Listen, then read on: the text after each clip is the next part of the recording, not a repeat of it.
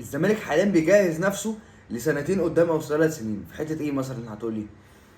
صفقات نادي الزمالك: عبد الحميد معالي 19 سنه، ادم كاي 23 سنه، تشيكو بانزا وعضيه الدباغ 26 سنه.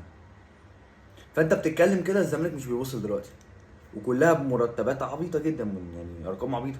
حتى اللاعب البرازيلي اللي جابوه مليون و800 الف دولار، بس انت عارف ان الاهلي وبيراميدز لو جابوا وينج بمليون و800 الف دولار هتقول الصفقه فاشله.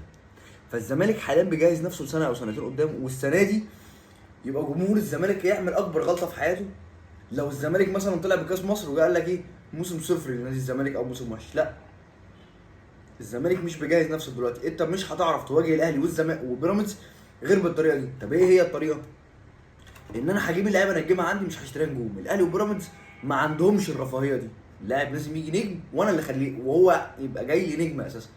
لكن الزمالك بيجهز نفسه ان انا والله اعمل انا المواهب اللي انا اعرف العبهم بيها بمرتبات قليله، بارقام قليله.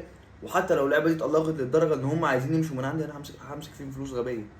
لما تجيب واحد زي عبد الحميد معالي ده مثلا، انت مديه 4 سنين وعنده 19 سنه، تيجي كمان سنتين تبيعه مثلا ب 2 مليون دولار، يبقى انت عملت تطور ابن لذينه.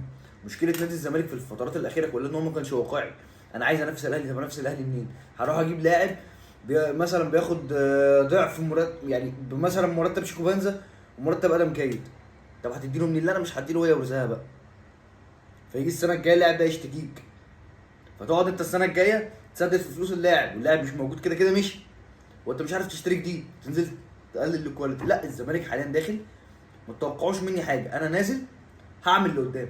وده شيء عاجبني جدا، وشيء في منتهى الواقعيه، اللي هو يا جماعه احنا مش نازلين نفس السنه دي، احنا نعمل فرقه بمدرب جاي يلعب كوره لكام سنه قدام.